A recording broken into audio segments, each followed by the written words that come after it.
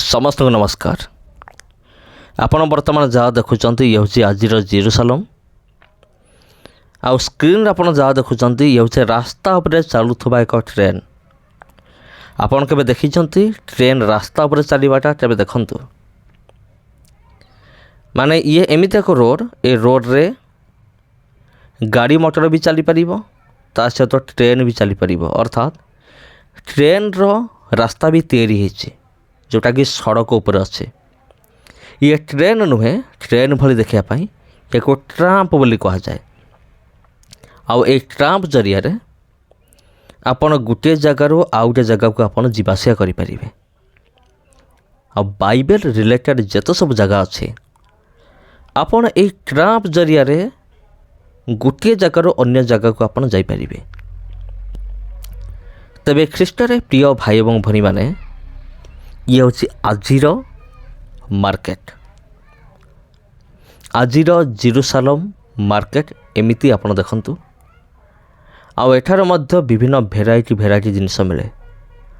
आउ एथरे एमती जिनस मिले जोटा कि आमर इंडिया रे मिले नहीं। जदि आपण केबे इस्राएल जिबे जदि आपण केबे जिबे जदि परमेश्वर आपन को केबे सुजोग दियंती तेबे किछि ना किछि जिनस आपण एई मार्केट रो किनिक आनंतु। एक स्मृति उद्देश्य रे आपण किनिकी रखंतु।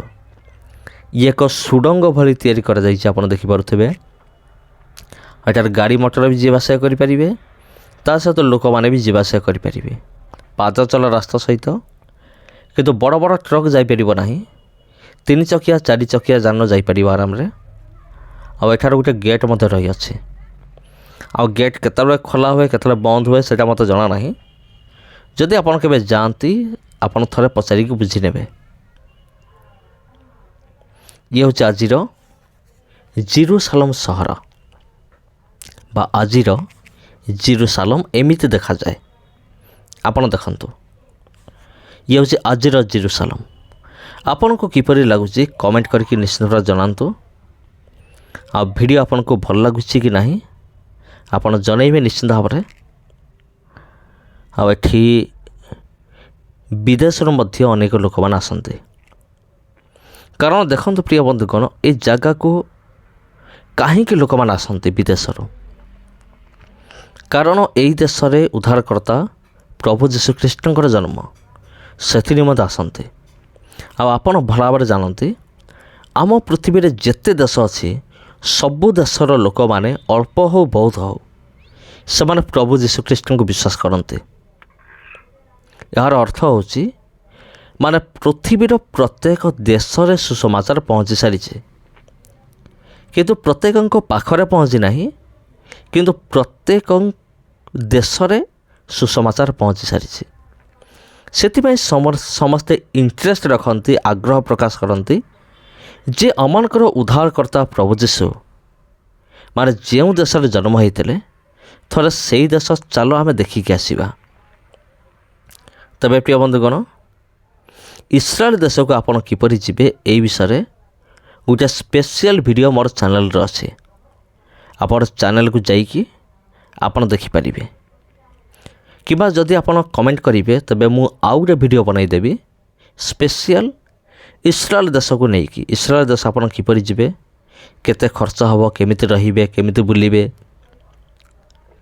ए समस्त विषय को मु कौन करी एक स्पेशल वीडियो माध्यम मु कहि जदि आपण कमेंट जदि अधिकांश जदि कमेंट आसे जे मु आपण मान को जनाए ए देश विषय आउ तबे मते कमेंट करंतु मु एक डेडिकेटेड स्पेशल वीडियो आपण निमंते मु बनई देबी।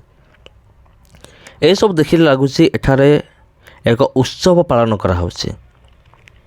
इस्राएल देश एक उत्सव पालन करा होछि। आउ ये क्यों उत्सव सेटा मु भी एते कन्फर्म नुहे कारण जदि आम पवित्र धर्मशास्त्र बाइबल देखिबा आउ अनेक उत्सव गुड़िक पूर्व पालन करा जाउथला। ପ୍ରଭୁ ଯୀଶୁଙ୍କ ସମୟରେ ମଧ୍ୟ ପ୍ରଭୁ ଯୀଶୁଖ୍ରୀଷ୍ଟଙ୍କର ଜନ୍ମ ପୂର୍ବରୁ ମଧ୍ୟ ଇସ୍ରାଏଲ ଦେଶରେ ଅନେକ ଉତ୍ସବ ପାଳନ କରାଯାଉଥିଲା। ଯେମିତି ଖମିର ଶୂନ୍ୟ ରୁଟିର ପର୍ବ, ନିସ୍ତାର ପର୍ବ, ଏମିତି ଅନେକ ପର୍ବ ଗୁଡ଼ିକ ରହିଅଛି। ତେବେ ହୁଏତ ଏସବୁ ଦେଖିଲେ ଲାଗୁଛି ଯେ ଏଠାରେ କୌଣସି ଏକ ଉତ୍ସବ ପାଳନ କରାହେଉଛି। ତେବେ ଯାହା ବି ହେଉ, ଲୋକମାନେ ଉତ୍ସବ ପାଳନ କରନ୍ତୁ କି ନ କରନ୍ତୁ, କିନ୍ତୁ ଆମମାନଙ୍କ ପାଇଁ ଏକ ଖୁସିର ବିଷୟ ହେଉଛି ଯେ ପ୍ରଭୁ ଯୀଶୁଖ୍ରୀଷ୍ଟ ଏଇ ଦେଶରେ, ଏଇ ନଗରରେ ସେ ଜନ୍ମଗ୍ରହଣ କରିଥିଲେ, ଆଜିର ଜେରୁସାଲେମ। ଆପଣ ଦେଖିପାରିବେ, ଏ ହେଉଛି ଆଜିର ଜେରୁସାଲେମ ସହର। ଆଉ ପ୍ରଭୁ ଯୀଶୁଖ୍ରୀଷ୍ଟ ଏଠାରେ ଜନ୍ମଗ୍ରହଣ କରିଥିଲେ। ଆଉ ଆଜି ଦେଖନ୍ତୁ ଆଜ୍ଞା, ଲୋକମାନେ ସମସ୍ତେ ପତାକା ଧରିକି ସେଲିବ୍ରେସନ୍ କରୁଛନ୍ତି, ନୃତ୍ୟ କରୁଛନ୍ତି, ଆଉ ଗୀତ ମଧ୍ୟ ଗାଉଛନ୍ତି, ପରସ୍ପରକୁ ସମବେଦନା ଜଣାଉଛନ୍ତି। ଆଉ ଏ ସମସ୍ତ ବିଷୟକୁ ଦେଖିଲେ ସତେ ଏମିତି ଲାଗେ ଯେ ମୁଁ ଏଇକ୍ଷଣି ପଳାନ୍ତି କି, ମୁଁ ବି ଏଇ ଉତ୍ସବରେ ସାମିଲ ହୁଅନ୍ତି କି। କାରଣ ଏଠାକାର ଯେଉଁ ପର୍ବପର୍ବାଣି ରହିଅଛି ସେ ଆମମାନଙ୍କର ଭାରତର ପର୍ବପର୍ବାଣି ଠାରୁ ପୁରା ସମ୍ପୂର୍ଣ୍ଣ ଅଲଗା। ଆଉ ଏହି ସ୍ଥାନରେ ସମସ୍ତେ ମିଳିମିଶିକି ପର୍ବ ପାଳନ କରନ୍ତି। ସେ ଯେକୌଣସି ପର୍ବ ହେଉନା କାହିଁକି ସମସ୍ତେ ମିଳିମିଶି ପାଳନ କରନ୍ତି। ଆଉ ଏପରିକି ବିଦେଶରୁ ଯେଉଁ ଲୋକମାନେ ଆସନ୍ତି ଏଇ ଜାଗାକୁ, ସେମାନଙ୍କ ମଧ୍ୟରୁ ଅଧିକାଂଶ ଏହି ଦେଶର ଲୋକମାନଙ୍କ ସହିତ ଉତ୍ସବରେ ସାମିଲ ହୁଅନ୍ତି। ଆଉ ସେଥିପାଇଁ କେହି କିଛି କୁହନ୍ତି ନାହିଁ, କୌଣସି କଟକଣା ନାହିଁ ଯେ ତୁମେ କିଏ କାହିଁକି ଏହି ଉତ୍ସବରେ ଯୋଗଦାନ କରିଛ, ସେମିତି କିଛି ନାହିଁ। ଯଦି ଆପଣ ଏବେ ବି ଯାଆନ୍ତି ଏହି ଦେଶକୁ, ଯଦି ସେଠାରେ କୌଣସି ଉତ୍ସବ ପାଳନ କରାଯାଉଥାଏ, ତେବେ ଆପଣ ନିଃସନ୍ଦେହରେ ତାଙ୍କ ସହିତ ଉତ୍ସବ ପାଳନ କରିପାରିବେ। ମୋ ପ୍ରିୟ ବନ୍ଧୁଗଣ, ମୁଁ କାହିଁକି ଜୋର ଦେଇ କହୁଛି, କାରଣ ମୁଁ ନିଜେ ଦେଖିଛି ଭିଡ଼ିଓ ମାଧ୍ୟମରେ ଯେ ଆମର ଇଣ୍ଡିଆରୁ ଏବଂ ବାହାର କଣ୍ଟ୍ରିରୁ ଲୋକମାନେ ସେମାନେ କ'ଣ କରନ୍ତି, ସେମାନେ ଇସ୍ରାଏଲୀୟମାନଙ୍କ ସହିତ ମିଶିକି ସେମାନଙ୍କର ପର୍ବକୁ ପାଳନ କରନ୍ତି। ଆଉ ସବୁଠାରୁ ବଡ଼ ପର୍ବ କହିଲେ ଆପଣ ଜାଣନ୍ତି, ଏଠାରେ ଗୁଡ୍ ଫ୍ରାଇଡ଼େ ଆଉ ଖ୍ରୀଷ୍ଟମାସ। ଆଉ ଏଇଟା କେବଳ ଇସ୍ରାଏଲ ନୁହେଁ, ସବୁ ଦେଶରେ ପାଳନ କରାଯାଏ। ଖ୍ରୀଷ୍ଟିଆନମାନେ ସେମାନେ ପାଳନ କରନ୍ତି ଗୁଡ୍ ଫ୍ରାଇଡ଼େ ଆଉ ପ୍ରଭୁ ଯୀଶୁଖ୍ରୀଷ୍ଟଙ୍କର ଜନ୍ମଦିନ। ଦୁଇଟି ଦିବସକୁ ସେମାନେ କ'ଣ କରନ୍ତି, ଏଇଠି ପାଳନ କରନ୍ତି। ତେବେ ଖ୍ରୀଷ୍ଟରେ ପ୍ରିୟ ଭାଇ ଏବଂ ଭଉଣୀମାନେ, ଏ ଜାଗା ଆପଣଙ୍କୁ କିପରି ଲାଗୁଛି କମେଣ୍ଟ କରିକି ନିଶ୍ଚିନ୍ତ ଭାବରେ ଜଣାନ୍ତୁ। ଆଉ ଏଠାରେ ଗୋଟେ ପଦପର୍ବ ରହିଅଛି, ଗୀତ ସଂହିତା 122 ପର୍ବର 6 ପଦ। ଯଦି ଆପଣ ପାଖରେ ବାଇବେଲ ଅଛି, ତେବେ ଆପଣ ପଢ଼ିପାରିବେ।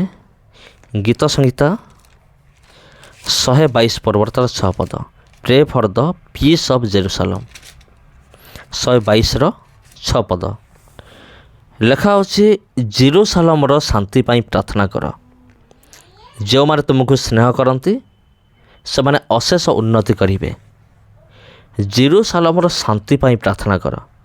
ତେବେ ପ୍ରିୟ ବନ୍ଧୁଗଣ, ଏବେ ମୋତେ ଜଣାପଡ଼ିଲା ଏ ପର୍ବକୁ ପାଳନ କରିବାର ଉଦ୍ଦେଶ୍ୟ କ'ଣ। ଶାନ୍ତି ପ୍ରାର୍ଥନା ମାନେ ଜେରୁସାଲେମରେ ଏଇ ଯେଉଁ ନଗର ଆପଣ ଦେଖୁଛନ୍ତି, ଇଏ ହେଉଛି ଆଜିର ଜେରୁସାଲେମ।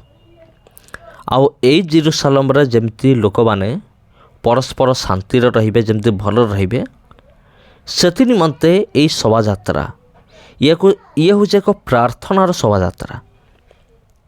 ଯେମିତିକି ସମସ୍ତେ ଶାନ୍ତିରେ ରୁହନ୍ତୁ, ଭଲରେ ରୁହନ୍ତୁ, ମାନେ ସେମାନଙ୍କ ପରସ୍ପର ଭିତରେ ଗଣ୍ଡଗୋଳ ନ ହେଉ, ଝଗଡ଼ା ନ ହେଉ, ଏସବୁ ବିଷୟ ଆଶା କରାଯାଏ।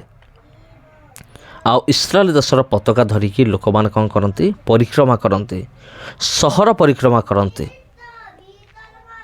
ଆଉ ଶାନ୍ତି ପ୍ରାର୍ଥନାର ଯାତ୍ରା ଏଇଟା। ଆପଣ ଜାଣିଥିବେ ଅନେକ ମଣ୍ଡଳୀ ଗୁଡ଼ିକ ସେମାନେ ପ୍ରାର୍ଥନା ଯାତ୍ରା କରନ୍ତି।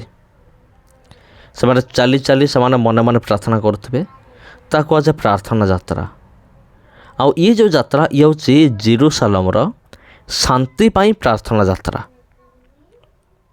ତେବେ ପ୍ରିୟ ବନ୍ଧୁଗଣ, ମୁଁ ତ ବୁଝିପାରିଲି, ଆପଣ ବି ବୁଝିପାରିଥିବେ। ଆଉ ଏଇଟା ହେଉଛି ୱେଷ୍ଟର୍ଣ୍ଣ ୱାଲ୍ କହିଲେ ଦକ୍ଷିଣ କାନ୍ଥ,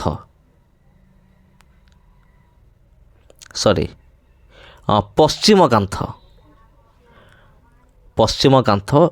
ଏଇ ଜାଗାକୁ ମଧ୍ୟ ଜିହୁଦୀ ଲୋକମାନେ ବିଶେଷ କରି ସେମାନେ ପବିତ୍ର ବୋଲି ମାନ୍ୟ କରନ୍ତି। ଆଉ ଏ କାନ୍ଥ ହେଉଛି ବହୁତ ପବିତ୍ର, ଏଇ ଜାଗା ହେଉଛି ବହୁତ ପବିତ୍ର। ଏଇ ଜାଗାକୁ ପ୍ରବେଶ କରିବା ପାଇଁ ହେଲେ ବହୁତ ନିୟମ ଅଛି। ଆପଣ ମୋବାଇଲକୁ ସୁଇଚ୍ ଅଫ୍ କରିବାକୁ ପଡ଼ିବ। ସୁଇଚ୍ ଅଫ୍ କରିବେ, ଚିଲେଇ କଥା କହିପାରିବେ ନାହିଁ, କାହା ସହିତ କଥାବାର୍ତ୍ତା ହୋଇପାରିବେ ନାହିଁ। ଏଇ ଜାଗାରେ ଆପଣ ଧୂମ୍ରପାନ କି ମଦ୍ୟପାନ କରିପାରିବେ ନାହିଁ, ସେ ଦୂରର କଥା। ମଦ୍ୟପାନ କି ଧୂମ୍ରପାନ ଇଏ ତ ଦୂରର କଥା, କିନ୍ତୁ ଆପଣ କୌଣସି ଜିନିଷ ଖାଇପାରିବେ ନାହିଁ ଏଇଠି। ଏଇ ଯେଉଁ ପବିତ୍ର କାନ୍ଥ ୱେଷ୍ଟର୍ଣ୍ଣ ୱାଲ୍, ଆଉ ସେଇ ନିକଟରେ ଆପଣ ଭୋଜନ କରିପାରିବେ ନାହିଁ। ଆପଣ ଦୂରରେ ଭୋଜନ କରିପାରିବେ, କିନ୍ତୁ କାନ୍ଥ ପାଖରେ ନୁହେଁ। ଏମିତି ବହୁତ କିଛି ନିୟମ କାନୁନ ଗୁଡ଼ିକ ରହିଆସିଛି, ଆଉ ଯାହାକୁ ଫଲୋ କରିବାକୁ ପଡ଼ିବ। କାରଣ କଥାରେ ଗୋଟେ ଅଛି, ଯେଉଁ ଦେଶ ଯାଇ ସେହି ଫଳ ଖାଏ। ମାନେ ଆପଣ ଏଇ ଜାଗାକୁ ଯାଉଛନ୍ତି, ମାନେ ଏଇ ଜାଗାରେ ଯାହା କିଛି ନିୟମ ଅଛି, ନିୟମ ରଖାଯାଇଛି, ସେ ସମସ୍ତ ନିୟମ ପାଳନ କରିବା ପାଇଁ ପୁରା ବାଧ୍ୟ। ହଁ ପ୍ରିୟ ବନ୍ଧୁଗଣ, ସମସ୍ତ ନିୟମ ପାଳନ କରିବାଟା ହେଉଛି ବାଧ୍ୟତାମୂଳକ ଏଇଠି। ତେବେ ଖ୍ରୀଷ୍ଟରେ ପ୍ରିୟ ଭାଇ ଭଉଣୀମାନେ, ଏ ଜାଗା ଆପଣଙ୍କୁ କିପରି ଲାଗୁଛି କମେଣ୍ଟ କରିକି ନିଶ୍ଚିନ୍ତ ଭାବରେ ଜଣାଇବେ। ଆଉ ଯଦି এই ଭିଡ଼ିଓ ଆପଣଙ୍କୁ ଭଲ ଲାଗୁଛି, ଯଦି ଭିଡ଼ିଓ ଭଲ ଲାଗିଥାଏ ଭିଡ଼ିଓକୁ ନିଶ୍ଚିନ୍ତ ଭାବରେ ସେୟାର କରନ୍ତୁ ଆଜ୍ଞା। ଆଉ ଯଦି ଚ୍ୟାନେଲକୁ ପ୍ରଥମ ଥର ପାଇଁ ଆସିଛନ୍ତି, ଏମିତିକା ଭିଡ଼ିଓ ଆଗାମୀ ଦିନମାନଙ୍କରେ ଦେଖିବା ନିମନ୍ତେ এই ଚ୍ୟାନେଲକୁ ଆପଣ ସବସ୍କ୍ରାଇବ୍ କରି ରଖନ୍ତୁ, ଆଉ ଚ୍ୟାନେଲ ସହିତ କନେକ୍ଟେଡ଼ ରୁହନ୍ତୁ। ସମସ୍ତଙ୍କୁ ନମସ୍କାର। ପୁଣି ଭେଟ ହେବ ଆପଣଙ୍କ ସହିତ ଆଉ ଗୋଟେ ଭିଡ଼ିଓରେ। ସମସ୍ତଙ୍କୁ ଧନ୍ୟବାଦ।